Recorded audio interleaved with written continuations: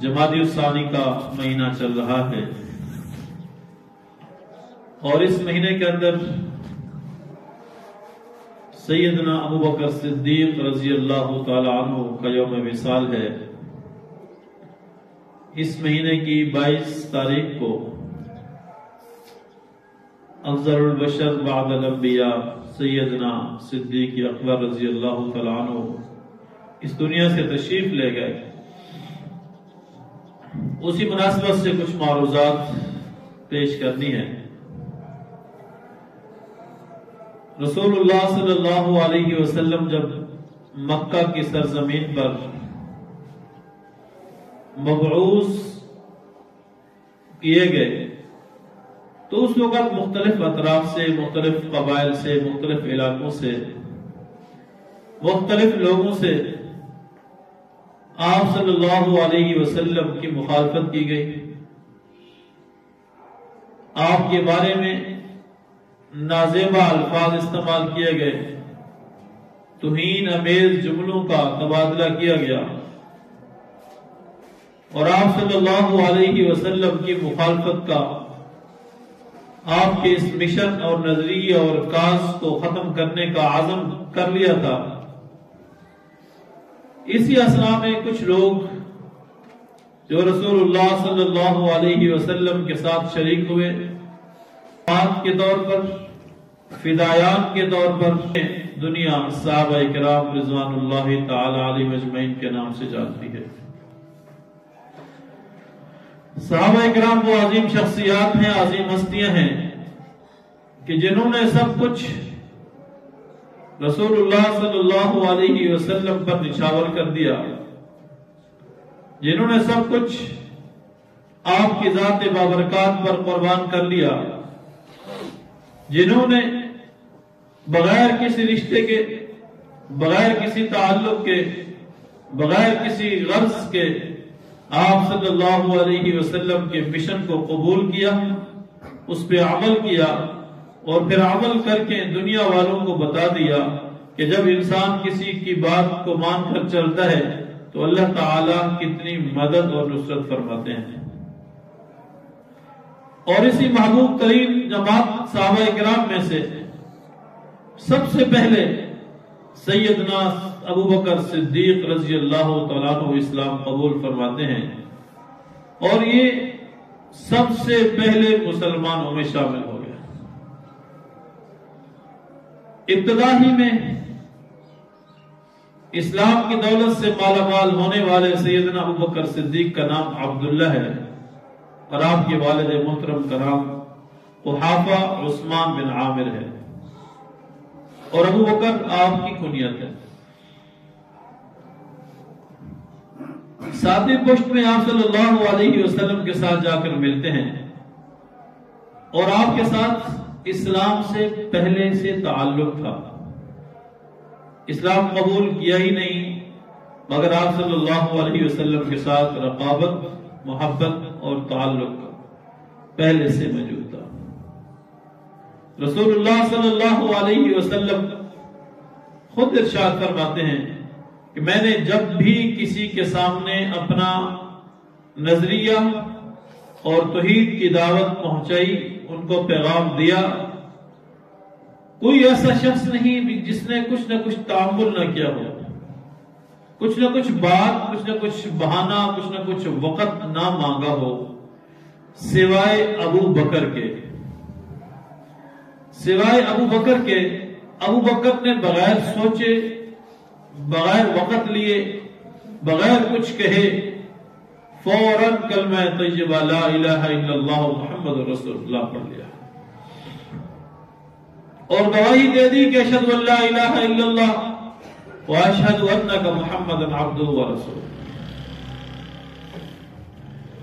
اللہ تبارک و تعالی نے صحابی رسول سب سے پہلے ہونے کا اعزاز سیدنا صدیق اکبر کو عطا فرمانا تھا اور جیسے ہی اسلام قبول فرماتے ہیں، اسلام قبول کرنے کے بعد پھر گھر میں نہیں بیٹھے، پھر دنیا کی کوئی تکلیف، کوئی اذیت آپ کے سامنے آپ کے مشن کی ترویج کا مقابلہ نہیں کر سکی اور آپ کے مشن کو پھیلانے میں کوئی چیز رکاوٹ نہ بن سکے۔ آپ اسلام قبول کرتے ہی تعلیم اور تبلیغ کے سلسلے میں چل پڑے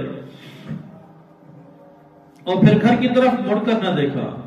حالانکہ اللہ تبارک و تعالی نے سیدنا صدیق اکبر رضی اللہ تعالیٰ عنہ کو اتنا مال عطا کیا ہوا تھا، اتنی وافر مقدار میں کاروبار تھا کہ سیرت نگار لکھتے ہیں کہ سیدنا صدیق اکبر رضی اللہ تعالیٰ عنہ کا شمار مکہ کے چند گنے چنے بڑے تاجروں میں ہوا کرتا تھا، لیکن اس کے باوجود بھی اپنے کاروبار کی پرواہ کیے بغیر، اپنے دکانوں کی پرواہ کیے بغیر آپ امام الانبیاء حضرت محمد مصطفیٰ صلی اللہ علیہ وسلم کی دعوت پر چل پڑے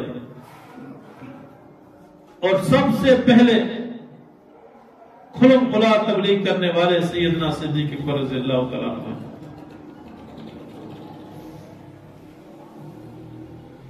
جب 38-39 صحابہ کرام مسلمان ہوئے، 38 یا 39 لوگ مسلمان ہوئے، تو سیدنا صدیق اکبر رضی اللہ تعالیٰ عنہ نے گزارش پیش کی، یا رسول اللہ اب ہمیں اسلام کی تعلیم اور تبلیغ کھلم کھلا کرنی چاہیے۔ آپ نے ارشاد فرمایا ابو بکر ابھی ہماری جماعت کمزور ہے، ہم لوگ کم ہیں اور ان مشرکین کا مقابلہ ہم نہیں کر سکتے، لیکن آپ کا بار بار اصرار تھا کہ اب ہمیں گھر میں نہیں بیٹھنا چاہیے، اب ہمیں دین کی تعلیم ہو، تبلیغ ہو یا عبادات ہو، کھلم کھلا کر لینی چاہیے۔ بلاخر آپ صلی اللہ علیہ وسلم نے مکہ المکرمہ میں عبادات کا سلسلہ شروع فرمایا، اور صرف عبادات ہی نہیں تبلیغ بھی شروع کر دی، لوگوں کو دعوت دینا شروع کر دی۔ سیدنا صدیق اکبر رضی اللہ تعالیٰ عنہ مسجد حرام کے صحن میں خانہ کعبہ کی دہلیز پہ کھڑے ہو کر لوگوں کو اسلام کی دعوت دیا کرتے تھے۔ ایک دن دعوت دیتے دیتے جب دعوت دے رہے تھے تو لوگوں نے جو مشرکین مکہ میں سے تھے، ابو جہل اور اس کی ٹیم آ گئی اور انہوں نے سیدنا صدیق اکبر رضی اللہ تعالیٰ عنہ پہ حملہ کر دیا۔ اس قدر مارا کہ وہ بے ہوش ہو کر گر گئے، اور مارنے والوں نے یہ تصور کیا کہ شاید یہ ختم ہو گیا ہے، اور آپ کے قبیلے کے لوگوں نے آپ کو ایک چادر میں، ایک کپڑے میں باندھا اور باندھ کر اپنے گھر لے گئے، اٹھا کر لے گئے ایک لاش کی طرح، جیسے ایک لاش کو اٹھایا جاتا ہے، ایسے ہی سیدنا صدیق اکبر رضی اللہ تعالیٰ عنہ کو اسلام کی تبلیغ کرنے کے جرم میں، سب سے پہلے اسلام کی تبلیغ کرنے کے جرم میں سیدنا صدیق اکبر کو تکلیف دی گئی۔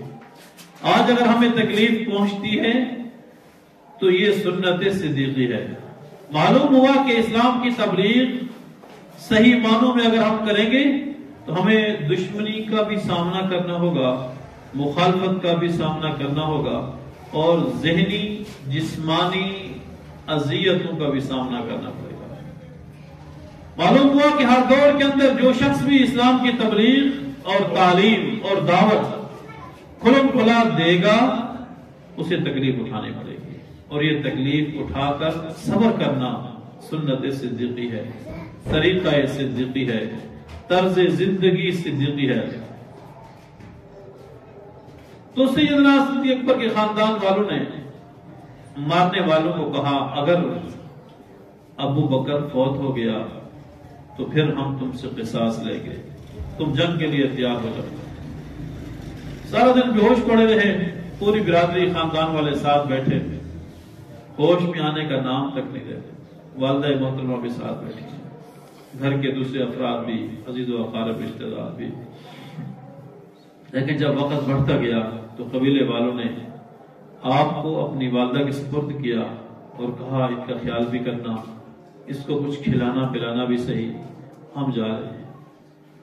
جب سیدنا صدیق اکبر رضی اللہ تعالیٰ عنہ کی والدہ اکیلی ہو گئی تو وہ بار بار اصرار کر رہی تھی، بیٹا کچھ کھا لو، کچھ پی لو۔ کافی دیر کے بعد شام کے وقت جب ہوش آیا، کچھ بولنے کے قابل ہوئے، ان کی والدہ کہتی ہیں کہ سب سے پہلے جملہ جو آپ کی زبان سے نکلا وہ یہ تھا کہ میرے محمد کا کیا بنا۔ مختلف والے لوگوں نے کہا، سخت جملہ استعمال کیا کہ تم ابھی بھی اس شخص کا نام لے رہے ہو، تم ابھی بھی اس شخص کا نام لے رہے ہو جس کی وجہ سے تمہیں تکلیف دی گئی، تمہیں اس قدر مارا گیا، اس کا نام ابھی بھی اپنی زبان سے لے رہے۔ بار بار اصرار کرتے رہے اور ان کی والدہ کہتی رہی آپ کچھ کھا لو، کچھ پی لو۔ تو ان کی والدہ کا یہی سوال تھا کچھ کھاؤ، ان کا یہ سوال تھا کہ آپ صلی اللہ علیہ وسلم کیسے ہیں۔ تو ان کی والدہ چونکہ مسلمان نہیں ہوئی تھی، ان کا جواب تھا کہ مجھے کچھ اندازہ نہیں کہ وہ کس حالت میں ہیں، وہ کہاں ہیں۔ پھر ام جمیل ابن خطاب بنت خطاب سے ان کو بھیجا کہ آپ جا کر ان سے کہو کہ حضور کس حال میں ہیں۔ جب ان کی والدہ ام جمیل کے پاس گئی اور پوچھا کہ ابو بکر کہہ رہے ہیں کہ حضور کے بارے میں بتاؤ وہ کیسے ہیں، تو ام جمیل بات کو چھپانا چاہ رہی تھی کہ چونکہ ان کی والدہ مسلمان نہیں ہے، کہیں یہ مجھ سے راز نہ اگلوانا چاہتی ہو۔ تو انہوں نے کہا کہ میں نہ ابو بکر کو جانتی ہوں، نہ ابو بکر کے رسول محمد کو جانتی ہوں، مجھے نہیں معلوم وہ کون ہے اور کس حال میں۔ تو ہاں یہ ہے کہ میں آپ کے بیٹے کے پاس جاتی ہوں، آپ کے ساتھ ان سے خیریت دریافت کرتی ہوں۔ جب ام جمیل آئی، حضرت ابوبکر صدیق نے وہی سوال کیا، حضور کس حال میں ہے؟ حضور کا دیوانہ دیکھیں، اپنی جان نہ جانے کس حالت میں ہے، لیکن اس وقت بھی زبان پر، دل پر، دماغ میں ایک ہی چیز سوار ہے کہ میرا نبی کس حال میں۔ تو ام جمیل نے کہا کہ آپ کی والدہ بیٹھی ہوئی ہیں، یہ بھی سن رہی ہیں، کیا میں یہ بات کہہ دوں؟ تو سیدنا صدیق اکبر نے فرمایا جی ام جمیل آپ کہہ دو، اس سے گھبراؤ مت۔ انہوں نے کہا کہ حضور خیریت سے ہیں، اور کہاں ہیں؟ کہتے ہیں کہ دار ارقم میں موجود ہے۔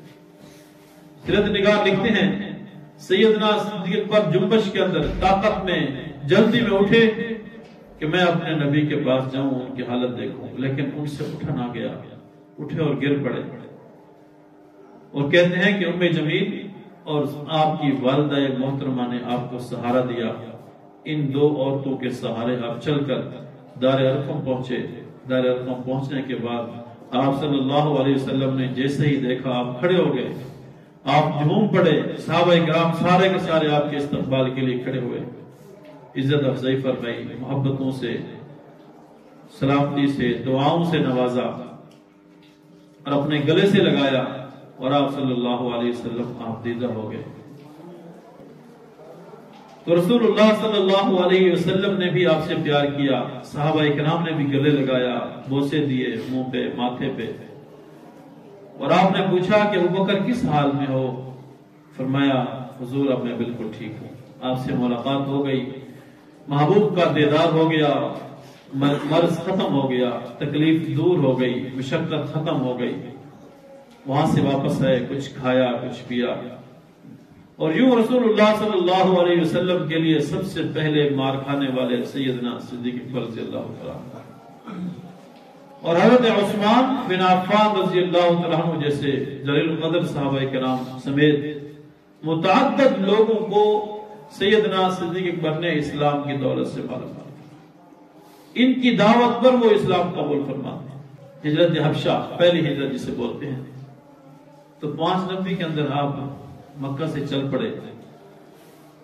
برق الغمہ یمن میں ایک جگہ ہے، جب وہاں پہنچے، ابن دغنا ایک مشہور آدمی ہے مکہ کا، غیر مسلم مشرک تھا، اس نے دیکھا کہ ابو بکر کہیں جانا چاہ رہے ہیں، سامان بھی ہے۔ پوچھا ابو بکر کدھر کا ارادہ ہے؟ کہتے ہیں جی حبشہ کا ارادہ ہے، آپ کے شہر کے لوگ، آپ کی برادری اور خاندان کے لوگ مجھے عبادت نہیں کرنے دیتے۔ تو ابن دغنا نے کہا یہ کیسے ہو سکتا ہے؟ آپ جیسا اچھا انسان، نیک سیرت انسان، غریبوں کی ہمدردی کرنے والا، محتاجوں کی مدد کرنے والا، یتیموں اور بے سہاروں کے سر پہ دست شفقت رکھنے والا، وہ بھی ہماری شفقتوں سے محروم رہے؟ یہ ممکن نہیں، آپ واپس چلیے اور میں آپ کو اپنی پناہ میں لیتا ہوں۔ سیدنا صدیق اکبر برق الغمہ سے، یمن سے واپس آ گئے، مکہ میں تشریف لائے، اور آ کر ابن دغنا نے اعلان کیا، اپنے برادری والوں کو بتایا کہ ابو بکر میری حفاظت میں ہے، میری تحویل میں ہے اور میں ہی اس کا محافظ ہوں۔ لیکن کفار و مشرکین نے ایک شرط رکھی کہ ہمیں اس کی نماز سے کوئی غرض نہیں، ہمیں اس کی عبادات سے کوئی غرض نہیں، شرط یہ ہے کہ اپنے گھر میں ہو، کھلم کھلا عبادت نہ ہو، کھلم کھلا نمازیں نہ ہوں، کھلم کھلا قرآن کی تعلیم اور تبلیغ نہ ہو۔ یہ بات مان لی گئی۔ سیدنا صدیق اکبر چند دن تک گھر کے کمرے کے اندر نماز پڑھتے رہے۔ چند دنوں کے بعد گھر کے صحن میں مسجد بنا لی عارضی طور پر، اور وہیں پہ نماز ادا کرتے رہے۔ تو سیدنا صدیق اکبر کی نماز کو دیکھ کر، آپ کے خشوع اور خضوع کو دیکھ کر، قرب و جوار کے بچے، عورتیں دیکھنے کے لیے جمع ہو جاتی۔ آپ کی آہوزاری، آپ کا خشوع، آپ کا خضوع قابل دید تھا۔ اور آپ جب قرآن کی تلاوت کرتے تو یوں بچوں کی طرح بل بلا کر روتے، چیخ و پکار ہوتی کہ نہ جانے کیا بیت رہی ہے اس شخص کے اوپر۔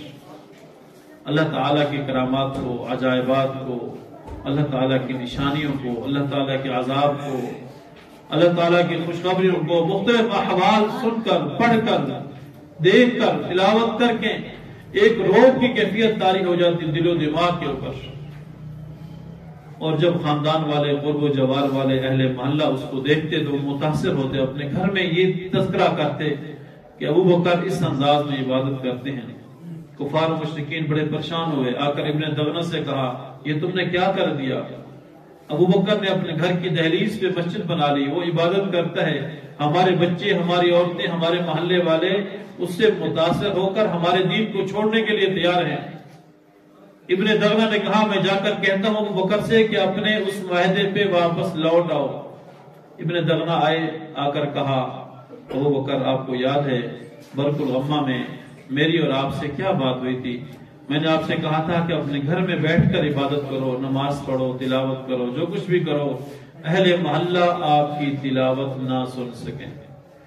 ابن دغنہ سے غم کے اندر، غصے کے اندر کہا کہ ابن دغنہ مجھے آپ کی حفاظت نہیں چاہیے، میں آپ کی امانت آپ کے سپرد کرتا ہوں، واپس لے لو اپنی حفاظت، اللہ ہی میری حفاظت کرنے والے ہیں، میں اس عبادت سے باز نہیں آؤں گا۔ یہاں تک کہ ہجرت کا موقع آ گیا، مدینہ کی طرف ہجرت۔ آپ صلی اللہ علیہ وسلم صبح شام صدیق اکبر کے گھر تشریف لے جاتے۔ ایک مرتبہ اچانک دوسرے وقت میں گئے، حضرت عائشہ فرماتی ہیں ہم حیران ہوئے کہ آپ صلی اللہ علیہ وسلم خلاف توقع اور خلاف وقت تشریف لائے۔ پوچھا کہ گھر میں کوئی پردے دار ہے تو انہیں سائڈ پہ کر دو، میں ابو بکر سے بات کرنا چاہتا ہوں۔ آپ اندر تشریف لیں۔ ابو بکر سے کہا کہ ابو بکر مجھے مدینہ کی طرف ہجرت کا حکم آ گیا۔ ابو بکر نے کہا یا رسول اللہ میری خواہش ہے کہ میں بھی آپ کے ساتھ چلوں۔ آپ نے ارشاد فرمایا بالکل ضرور چلیے۔ آپ نے رخت سفر باندھا، 2 اونٹ، اس سفر کے لیے آپ رضی اللہ تعالیٰ عنہ نے تیار کر رکھے تھے، سفر پہ چل پڑے۔ لمبا واقعہ ہجرت کا آپ نے سنا ہوگا۔ مدینہ میں پہنچتے ہیں، مدینہ میں پہنچنے کے بعد پھر شکل بالکل تبدیل ہو جاتی ہے۔ مکی زندگی اور مدنی زندگی میں بہت فرق ہے۔ صلی اللہ علیہ وسلم نے بدر کی طرف پیش قدمی فرمائی۔ بدر کے مقام پہ آج بھی وہ جگہ موجود ہے، وہاں پہ ایک خیمہ لگایا گیا اور آپ صلی اللہ علیہ وسلم نے ارشاد فرمایا یہ خیمہ ہے، میں عبادت کے لیے اس خیمہ میں جانا چاہتا ہوں، صرف ابو بکر ہی اندر خیمہ میں آ سکتا ہے، کوئی اور شخص نہیں آ سکتا۔ اور آپ دعائیں مانگ رہے ہیں، یا اللہ اللہم ان تہلک ہذہ العصابہ، یا اللہ یہ چھوٹی سی جماعت ہے میری جو میں لے کر آیا ہوں، اگر خدا نخواستہ یہ ہلاک ہو گئی، لا تعبد فی الارض ابدا، تو قیامت تک تیرے روئے زمین پر تیری عبادت کرنے والا کوئی نہ ہوگا۔ دعائیں کرتے جا رہے ہیں، سجدے کی حالت میں ہیں، روتے جا رہے ہیں، روتے جا رہے ہیں۔ اتنے میں جبریل امین تشریف لائے اور آ کر عرض کی کہ رسول اللہ صلی اللہ علیہ وسلم سے سیدنا صدیق اکبر رضی اللہ عنہ بھی وہاں تشریف فرما ہے۔ آپ نے سجدے کی حالت میں آپ کے سر مبارک پہ ہاتھ رکھا، کمر پہ ہاتھ رکھا اور عرض کی یا رسول اللہ آپ کی دعا قبول ہو گئی، جبریل امین تشریف لا چکے ہیں۔ آپ نے سجدے سے سر اٹھایا اور جبریل امین سے مخاطب ہوئے۔ قرآن کریم کے اندر مختلف آیات میں مختلف صورتوں میں اس واقعے کا تذکرہ ہے۔ اللہ نے فتح یاب فرمایا۔ پھر احد کے مقام پہ آپ نے دیکھا کہ کتنی مشکل کا سامنا پیش آیا، اور مسلمان جب اپنی زہری فتح کو دیکھ کر ایک مخصوص مقام سے نیچے پلٹے اور کفار اور مشرکین نے وہیں سے حملہ کر دیا تو مسلمانوں کا بہت نقصان ہوا، کافروں کا رعب مسلمانوں کے دلوں پہ چھا گیا۔ لیکن اس اثنا کے اندر بھی سیدنا صدیق اکبر آپ صلی اللہ علیہ وسلم کے ساتھ ٹھہرے رہے۔ غزوہ بنی مستلق کا واقعہ پیش آتا ہے، بنو نذیر کا آتا ہے، آپ صلی اللہ علیہ وسلم کے ساتھ صدیق اکبر موجود ہیں۔ اور پھر غزوہ ایک موقع پہ حدیبیہ کے مقام پہ مکہ کی طرف سے، قریش مکہ کی طرف سے ایک سفیر آیا، آ کر کہتا ہے اے محمد، آپ جن لوگوں کی جنگ لڑنا چاہتے ہیں، جن کے لیے آپ ہم سے مذاکرات کرنا چاہتے ہیں، مجھے نہیں لگتا کہ یہ مشکل وقت میں بھی آپ کے ساتھ کھڑے ہیں، یہ تمہیں چھوڑ جائیں گے۔ سیدنا صدیق اکبر رضی اللہ تعالیٰ عنہ نے اس سفیر کو مخاطب ہو کر کہا کہ تم سفیر ہے، ہمارا دل نہیں کرتا کہ آپ سے ہم سخت الفاظ میں لہجے میں بات کریں، لیکن یاد رکھ جان تک کا نذرانہ پیش کر دیں گے، لیکن رسول اللہ صلی اللہ علیہ وسلم کو چھوڑ کر کبھی تصور بھی نہیں کر سکتے۔ اور ایک آیت نازل ہوئی قرآن کریم کی، لقسم اللہ قول الذین قالوا ان اللہ فقیر ونحن اغنیاء۔ اللہ تبارک و تعالی نے فرمایا کہ من ذا الذی یقرض اللہ قرضا حسنا، کون ہے جو اللہ کے لیے مجھے قرض دینا چاہتا ہے، مسلمانوں کی مدد کرنی چاہیے۔ اس آیت کے نازل ہونے کے بعد یہودیوں نے ایک اعتراض اٹھایا کہ مسلمانوں کا خدا غریب ہو گیا ہے، مسلمانوں کا خدا غریب ہو گیا ہے، وہ ہم سے پیسے مانگ رہا ہے، کیونکہ وہ کہہ رہے ہیں مجھے قرض دو اور اللہ تعالیٰ اس کو دگنا اجر دے گا۔ جب یہ آیت نازل ہوئی، سیدنا صدیق اکبر رضی اللہ عنہ نے یہودی کو تھپڑ مارا جس نے اعتراض کیا، اور یہ تھپڑ مارنے کے بعد وہ یہودی آپ کی خدمت میں آیا اور آ کر عرض کیا اے محمد، یہ تمہارا جو ابو بکر ہے اس نے مجھے تھپڑ مارا اور اسے اس کی سزا ملنی چاہیے۔ ابو بکر سے پوچھا ابو بکر کیوں مارا ہے آپ نے؟ ابو بکر نے کہا کہ یہ اللہ تعالیٰ پر اعتراض کرنا چاہتا ہے، اللہ تعالیٰ کی اس آیت، قرآن کی اس آیت پہ اعتراض کر رہا ہے کہ تمہارا خدا غریب ہو گیا۔ اس نے کہا نہیں، میں نے تو ایسا جملہ کوئی نہیں استعمال کیا، ابو بکر غلط کہہ رہا ہے، ابو بکر جھوٹ بول رہا ہے۔ تو اللہ تبارک و تعالی نے قرآن کی آیت نازل فرما دی، اسی وقت یہودی قسم اللہ قول الذین قالوا ان اللہ فقیر ونحن اغنیاء، یہ الفاظ یہودی کے تھے۔ اللہ تعالی نے کہا صدیق، ابو بکر صدیق سچ کہہ رہا ہے، یہ جھوٹ نہیں بول رہا۔ ابو بکر کی تصدیق اللہ تعالی نے فرمائی، کیوں کہ سیدنا صدیق اکبر رضی اللہ تعالیٰ عنہ نے ہر موقع پہ رسول اللہ صلی اللہ علیہ وسلم کی تصدیق فرمائی۔ سب سے پہلے جب صدیق کا لقب ان کو ملا، معراج سے تشریف لائے واپس، اور پھر کچھ کافروں نے سیدنا صدیق اکبر سے جا کر کہا کہ تمہارا دوست یہ الفاظ کہہ رہا ہے، کیا یہ ماننے کے ہیں؟ ایک ہی رات کے اندر انسان اتنا بڑا سفر کرے اور واپس بھی لوٹ آئے۔ تو سیدنا صدیق اکبر نے ایک ہی جملہ ارشاد فرمایا کہ اگر یہ الفاظ محمد الرسول اللہ صلی اللہ علیہ وسلم کی ہیں تو سچ ہیں۔ فوراً اللہ تبارک و تعالی نے کہا کہ ابو بکر تو صدیق ہے، تو میرے نبی کی تصدیق کرے گا، میں تیری تصدیق کروں گا۔ تو ہر موقع کے اوپر، مکی زندگی ہو یا مدنی زندگی ہو، رسول اللہ صلی اللہ علیہ وسلم کے ساتھ رہے۔ اللہ تعالیٰ سے دعا ہے کہ ہمیں بھی سیدنا صدیق اکبر رضی اللہ تعالیٰ عنہ کی سیرت، کردار اور گفتار پہ صحیح معنوں میں عمل کرنے کی توفیق عطا فرمائے۔ یہ ان کی رسول کے ساتھ گزرے ہوئے لمحات تھے۔ آپ کی جانے کے بعد، آپ کے وصال کے بعد، آپ کی زندگی کے چند گوشے اور تاریخی واقعات جو کسی صحابی کے ساتھ وابستہ نہیں ہیں، صرف سیدنا صدیق اکبر کو امتیاز حاصل ہے۔ اس پہ انشاءاللہ اگلے دن میں بات ہوگی۔ اللہ تعالیٰ صحیح معنوں میں اس پہ عمل کرنے کی توفیق عطا فرمائے۔